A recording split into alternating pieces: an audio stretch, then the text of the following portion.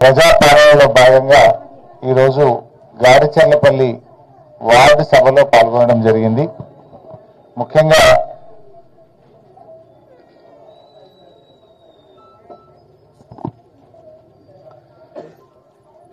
Ward సభల్లో చూస్తే పాపం ప్రజలు మేము ఎన్నిసార్లు దరఖాస్తులు పెట్టాలి, ఇప్పటికీ చాలా సార్లు దరఖాస్తులు పెట్టాము. దరఖాస్తులు పెట్టినప్పుడల్లా దరఖాస్తుకు 5 రూపాయలు, జిరాక్స్లకు 10 రూపాయలు, అదేవిధంగా సిద్దిపేటకు పోయి ఇవన్నీ తెచ్చుకోవడానికి జిరాక్స్లు తెచ్చుకోవడానికి పెట్రోల్కి 20 రూపాయలు, మొత్తంగా దరఖాస్తు పెట్టినప్పుడల్లా 30-40 రూపాయలు ఖర్చు అవుతా ఉంది. మేము చాలా సార్లు పోయినసారి ప్రజాపాలనలో దరఖాస్తు ఇచ్చాం, గతంలో మీ సేవలో ఆన్లైన్లో అప్లై చేశాం, మళ్ళీ ఇప్పుడు దరఖాస్తులు ఇవ్వమని దరఖాస్తుల పేరు మీద కార్యయాపన చేస్తున్నారని చెప్పి ప్రజలు తీవ్రమైన ఆగ్రహాన్ని వ్యక్తం చేస్తా ఉన్నారు.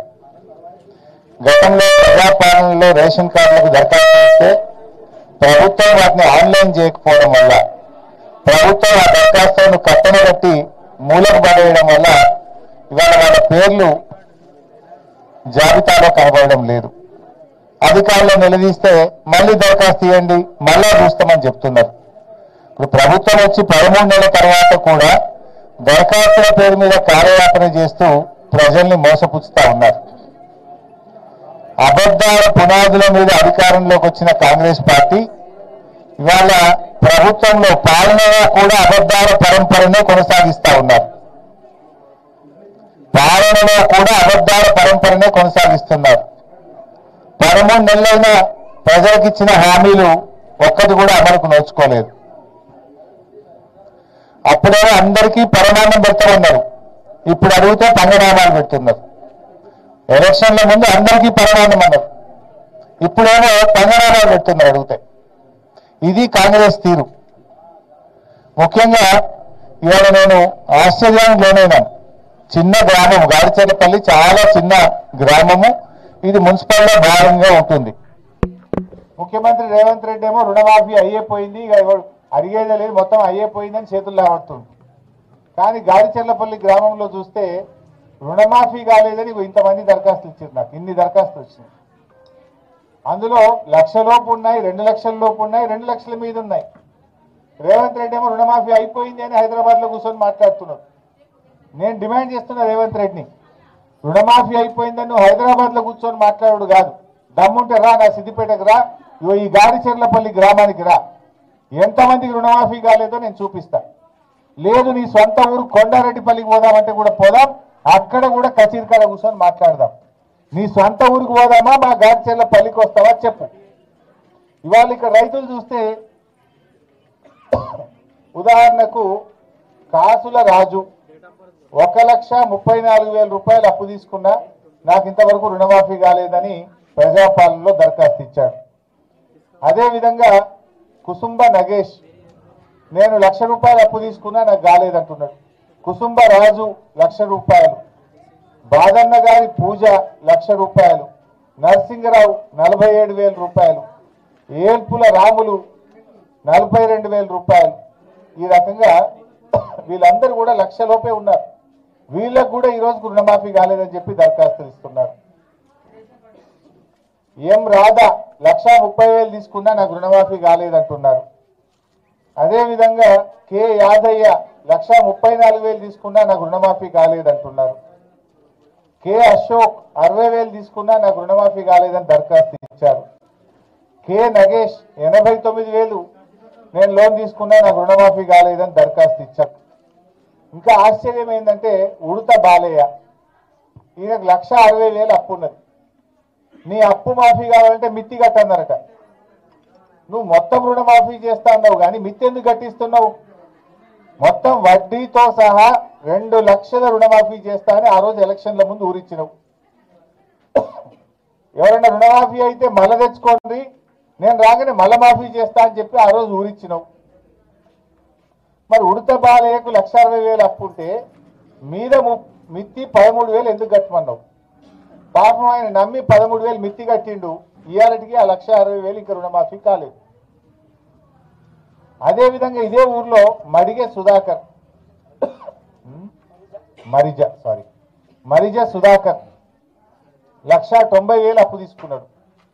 ఆయనకేం చెప్పింది 25,000 మిత్తి కడితే నీకు 1,90,000 మాఫీ అవుతుంది అన్నారు. ఎందుకు కట్టాలి? నువ్వు వడ్డీతో సహా పూర్తి రుణమాఫీ చేస్తా అని చెప్పి పాక్షిక రుణమాఫీ చేస్తున్నావు.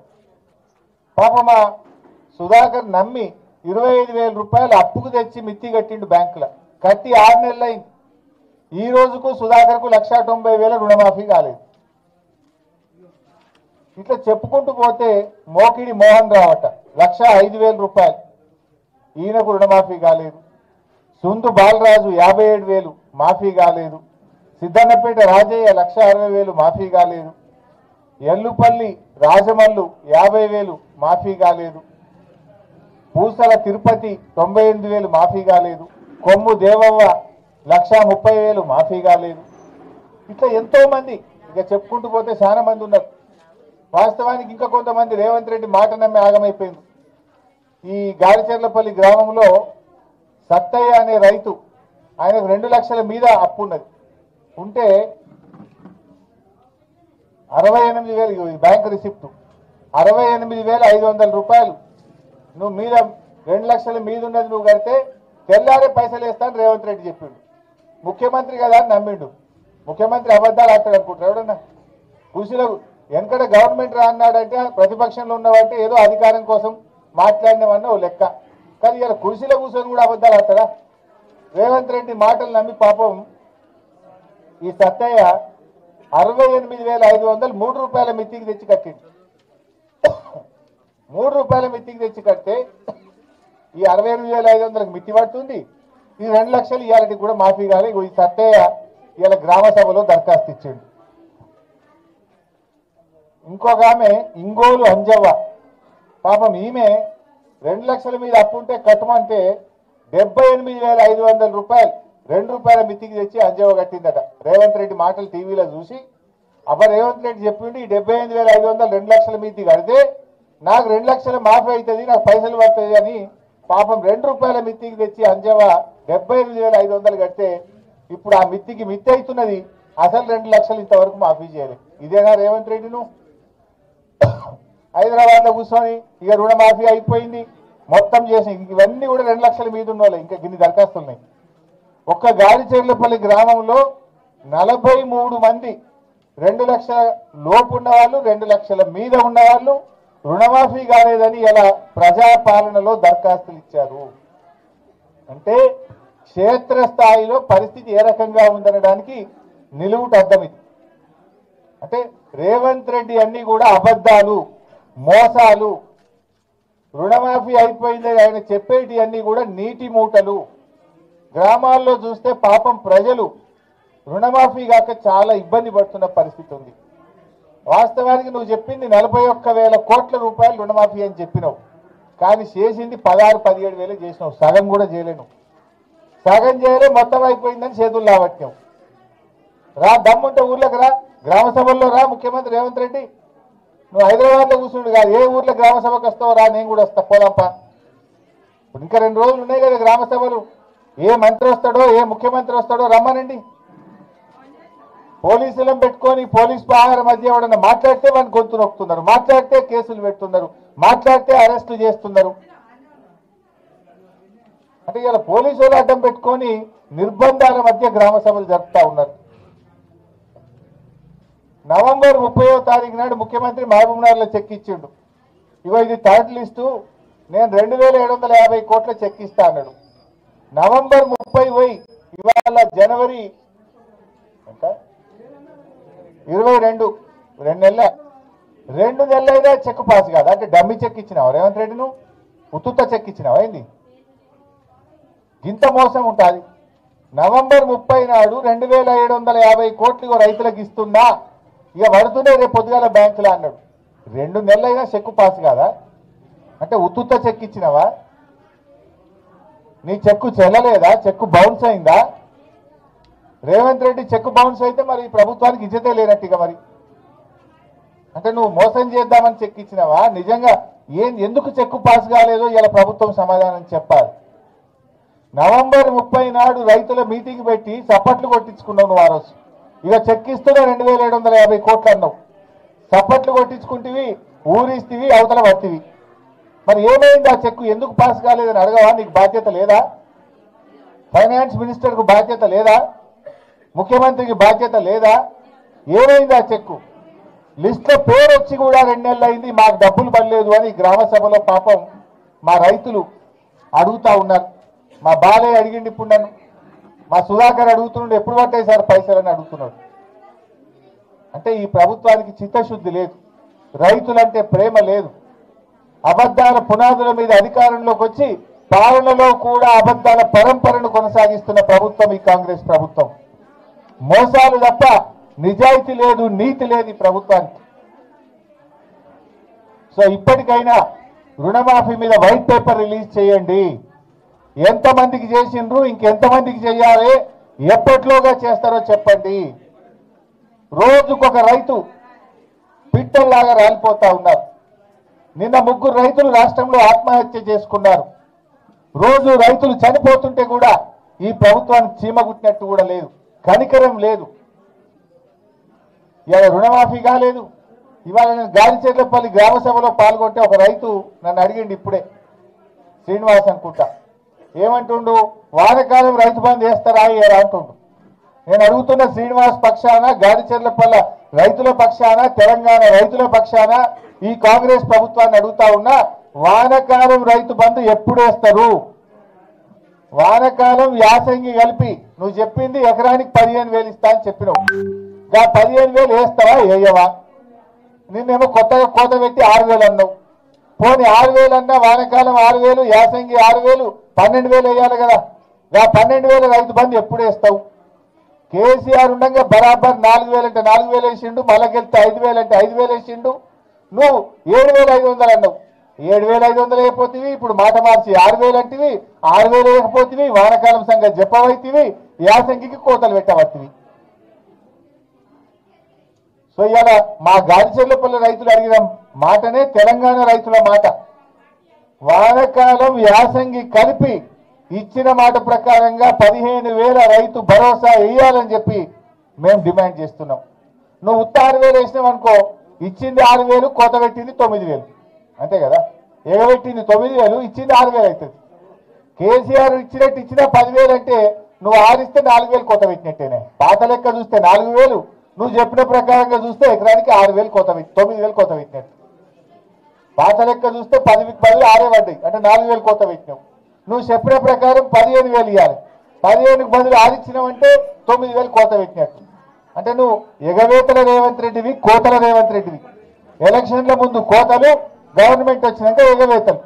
అందుకే నీ పేరు యనుమల రేవంత్ రెడ్డి కాదు, నువ్వు ఎగవేతల రేవంత్ రెడ్డి అని పేరు పెట్టండి. నీకు అన్ని చెడాక నిన్ను గదే పేరు పెట్టి పిలుస్తాం. ఇక ఈయన నిజాయితీ ఉంటే, చిత్తశుద్ధి ఉంటే ఈ రైతులకు కోత పెట్టాలా? కరోనా వస్తే కూడా కేసీఆర్ గారు రైతు బంధు ఆపలే. కరోనా కష్టకాలంలో కూడా వానకాలం 5,000 పడ్డాయి, యాసంగికి 5,000 పడ్డాయి. నీకేం కష్టం వచ్చింది? ఇప్పుడు 1,00,000 కోట్లతో మూసీ ప్రాజెక్టు కడతా అంటున్నావు, 15,000 కోట్లతో ఔటర్ రింగ్ రోడ్ వేస్తా అంటున్నావు. నీ ఊరికి 5,000 కోట్లు ఖర్చు పెట్టి 6 లైన్ల రోడ్ వేసుకుంటున్నావు. నీ ఊరికి వేసుకో. మరి నీ ఊరికి రోడ్ వేసేందుకు పైసలుంటాయి, మూసీ సుందరీకరణకు పైసలుంటాయి, ఔటర్ రింగ్ రోడ్కు పైసలుంటాయి. రైతులకు ఇవ్వమంటేనే ఉండయా నీకు? రైతులకు ఎందుకు ఇవ్వవు?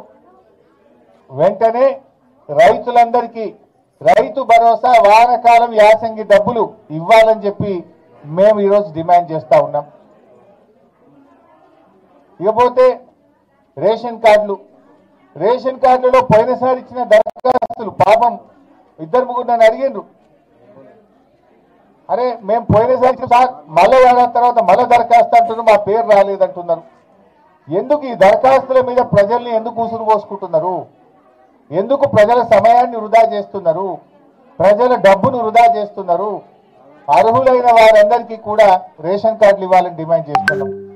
10 ఏళ్ల కింద కేసీఆర్ గారు రేషన్ కార్డులకు ఇన్కమ్ లిమిట్ పెంచారు. ఆ రోజు 60,000 ఉంటే 1,50,000 చేసిండు, 75,000 ఉంటే 2,50,000 చేసిండు టౌన్లలో. నువ్వు 10 ఏళ్ల కింద ఇన్కమ్ లిమిటే ఉంచుతావా? ఇప్పుడు 2014-15లో కేసీఆర్ గారు పెంచితే ఇవాళ 2024లో ఉన్నాం. ద్రవ్యోల్బణం పెరిగింది, ఇన్కమ్ లిమిట్ పెంచి పేదలకు అర్హులకు అందరికీ రేషన్ కార్డులు ఇవ్వాలని బీఆర్ఎస్ పార్టీ తరఫున మేము డిమాండ్ చేస్తా ఉన్నాం. ఇండ్ల విషయంలో ఏడాదికి 5 లక్షల ఇల్లు కట్టమన్నారు. ఇప్పుడు నువ్వు ఏడాది దాటిపోయింది, 13-14 నెలలు అయింది. ఒక్క ఇల్లన్నా కట్టినావా? ఒక్క ఇల్లు కట్టినావా పేదలకు? నువ్వు కూల్చిన ఇండ్లే తప్ప కట్టిన ఇండ్లు లేవు. పేదల ఇండ్లు కూలగొట్టినావు. హైదరాబాద్లో ఊర్లల్లా హైడ్రా పేరిట డ్రామా పెట్టి పేదల ఇల్లు కూల్చినవి తప్ప ఒక్క ఇల్లు కట్టలేదు. ఎస్సీ ఎస్టీలకు 6 లక్షల రూపాయలు ఇస్తామని చెప్పి ఆ రోజు మీరు మేనిఫెస్టోలో చెప్పారు. అందువల్ల ఈసారి మంజూరు చేసే ఇళ్లలో ఎస్సీలకు ఎస్టీలకు 6 లక్షల రూపాయలు ఇచ్చిన మాట నిలుపుకోవాలని కూడా బీఆర్ఎస్ పార్టీ పక్షాన మేము డిమాండ్ చేస్తా ఉన్నాం. వ్యవసాయ కూలీలు ఇందిరమ్మ ఆత్మీయ భరోసా పేరిట ఇవాళ అందరికీ మేము కూలీలకు సాయం చేస్తామని చెప్పింది. ఇవాళ కొందరికీ అంటున్నారు. వ్యవసాయ కూలీలు ఇవాళ గాడిచెర్లపల్లిలో ఒక అమ్మ అడిగింది నన్ను. ఆ అమ్మ పేరు భాగ్యమ్మ. భాగ్యమ్మ అనే ఒక మహిళ ఇక్కడే గాడిచెర్లపల్లిలో నన్ను అడిగింది, నాకు గుంటడి భూమి లేదు, నేను కూలికి పోతా, వ్యవసాయం కూలికి నాట్లేయడానికి పోతా, నేను మున్సిపాలిటీలో ఉన్నా అనే పేరు మీద ఉపాధి హామీ కార్డు లేదనే పేరిట నాకెందుకు ఆత్మీయ భరోసా ఇవ్వరని ఈ ఊర్లో భాగ్యం అడిగింది. ఇప్పుడు నన్ను నేనైనా అడుగుతా ఉన్న కాంగ్రెస్ పార్టీ, ఉపాధి హామీకి వ్యవసాయ కూలీకి ఎందుకు లింక్ పెడతా ఉన్నారు? ఇది మోకాలకు బోడగుండకు ముడిపెట్టినట్టే. మోకాలికి బోడుగుండుకి ముడిపెట్టడం. మీరు ఊర్లలో గ్రామ సభ పెట్టినప్పుడు నిజంగా భూమి లేని వాళ్ళ కాదా? కూలికి పోతారా లేదా చూసి వాళ్ళకి వ్యవసాయ కూలీలు ఇవ్వాలి. మీరు ఇవాళ ఉపాధి హామీ కార్డుతో ముడిపెట్టి 20 రోజులు పనిచేస్తేనే ఇస్తామని ముడిపెట్టి రేషన్ కార్డుకు ముడిపెట్టి రకరకాల సాకుల పేరు మీద కోతలు పెడతా ఉన్నారు. రాష్ట్రంలో 1 కోటి మంది కూలీలుంటే కేవలం 6 లక్షల మందికి మాత్రమే ఈ పథకం ఇస్తామంటున్నారు. అంటే 6 పైసలు ఇస్తున్నారు, 94 పైసలు ఎగబెడుతున్నారు. 6 పైసలు ఇచ్చి ఇక మా పథకం అమలైపోయింది అంటున్నారు. కోత పెట్టిందేమో 94 పైసలు, ఎగబెట్టింది 90 పైసలు, ఇచ్చింది 6 పైసలు. ఇది మీ కాంగ్రెస్ పాలన. భాగ్యమ్మకు మీరు ఇచ్చే సమాధానం ఏంది? భాగ్యమ్మకు గుంటడి భూమి లేదు, కూలికి పోతున్నది, ఎందుకు ఇవ్వవు భాగ్యమ్మకు అని మేము అడుగుతా ఉన్నాం. అంటే ఎన్నికలప్పుడు మీరు మాటలు చెప్పారు, ఇప్పుడు మాత్రం ప్రజల్ని మోసం చేసే ప్రయత్నం చేస్తున్నారు. సో ఇలా ఏ పథకం చూసినా రుణమాఫీ చూస్తే 30 పైసలు అయింది, 60 పైసలు 70 పైసలు ఇంకా కాలేదు. రైతు భరోసా చూస్తే 6 పైసలకి ఇచ్చిండ్రు, 94 పైసలకు ఎగబెట్టిండ్రు. సారీ, వ్యవసాయ కూలీల పథకం 6 పైసలకి ఇచ్చిండ్రు, 94 పైసలు ఎగబెట్టిండ్రు. రైతు భరోసా చూస్తే వానకాలం ఎగ్గొట్టిండ్రు, యాసంగికి కూడా 6,000 ఇస్తామంటున్నారు. ఇండ్లు చూస్తే ఇదివరకైతే ఇచ్చింది లేదు, మరి రేపు అసలు లిస్ట్ వస్తే మీరు రంగు బయట పడుతుంది. పేదలకు అర్హులకు ఇవ్వాలి తప్ప ఇన్ఛార్జ్ మినిస్టర్ పేరిట మీరు కాంగ్రెస్ కార్యకర్తలకు కట్టబెట్టే ప్రయత్నం చేస్తే ప్రజల తిరుగుబాటు తప్పదని చెప్పి ఉన్న వాళ్ళకి ఇస్తే, అనర్హులకు ఇస్తే ప్రజా తిరుగుబాటు తప్పదని కూడా మేము హెచ్చరిస్తా ఉన్నాం.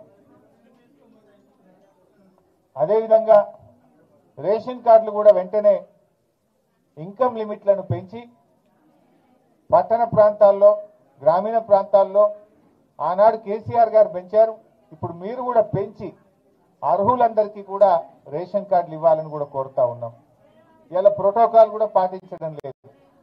కాంగ్రెస్ పార్టీ ఎమ్మెల్యేలు ఉన్న కాడనేమో ప్రజాపాలనలో ఎమ్మెల్యే ఫోటో పెడుతుండ్రు, బీఆర్ఎస్ పార్టీ ఎమ్మెల్యేలు ఉంటే ఎమ్మెల్యే ఫోటో పెట్టలేరు. మీరు ఇదేం పద్ధతి? ఇదే జిల్లాలో వేరే దగ్గర మనం చూస్తే కాంగ్రెస్ ఎమ్మెల్యే ఉన్న కాడ బెజ్జంకిలో ఫోటో పెడుతున్నారు, నారాయణఖేడ్లో ఫోటో పెడుతున్నారు. మరి బీఆర్ఎస్ ఎమ్మెల్యేల దగ్గర ఎందుకు పెట్టారు? ప్రోటోకాల్ అనేది అందరికీ సమానంగా ఉండాలి, ఎమ్మెల్యే అయినా ఎంపీ అయినా. కానీ మీరు ప్రోటోకాల్ను తుంగలో దొక్కి ఇష్టారాజ్యంగా మీరు పరిపాలన కొనసాగిస్తూ ఉన్నారు. ఏడాదిలోనే తీవ్రమైన ప్రజా వ్యతిరేకత ఎదుర్కొంటున్నారు. ఇవాళ ఏ ఊర్లో పోయినా గ్రామ సభల్లో తిరుగుబాట్లు జరుగుతూ ఉన్నాయి. ప్రజలు పాపం అధికారులను నిలదీస్తూ ఉన్నారు. మీ తప్పులకు అధికారులు బలి అవుతా ఉన్నారు.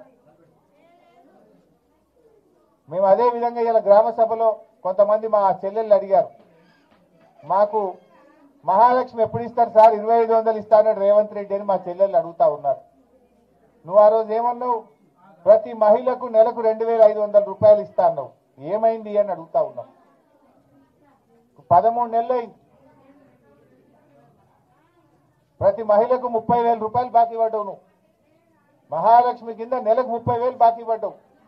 ఆడ జార్ఖండ్ లో కొత్తగా ఏర్పడ్డ ప్రభుత్వం సోరెన్ గారు, హేమంత్ సోరెన్ గారు గెలిచిన మొదటి నెల నుంచే మహిళలకి చెప్పిన మాట ప్రకారంగా 2500 ఇస్తున్నాడు. ఆయన జార్ఖండ్ రాష్ట్రంలో హేమంత్ సోరెన్ ముఖ్యమంత్రి గారు గెలవంగానే చెప్పిన మాట ప్రకారంగా నెలకు 2500 మహిళలకు ఇస్తున్నాడు. నువ్వు 13 నెలల ఇంకెప్పుడు ఇస్తావు మహిళలకు మహాలక్ష్మి, ఇంకెప్పుడు ఇస్తావు 2500 మహిళలకు అని నేను అడుగుతా ఉన్నా. 13 నెలలు ఇలా 30,000 బాకీ పడ్డావు, ప్రతి అక్కకు చెల్లెకు 30,000 బాకీ పడ్డావు రేవంత్ రెడ్డి నువ్వు. అదేవిధంగా ఇవాళ ఒక పెద్ద మనిషి అడిగింది నన్ను, 4,000 పింఛన్ అన్నాడు సార్ ఎప్పుడు ఇస్తారు అని అడుగుతున్నారు. ముసలోళ్ళ కేసీఆర్ 200 ఉంటే 2,000 చేస్తా అన్నాడు, చేసిండు. నువ్వు 4,000 చేస్తా అన్నావు, ఎప్పుడు ఇస్తావు 4,000?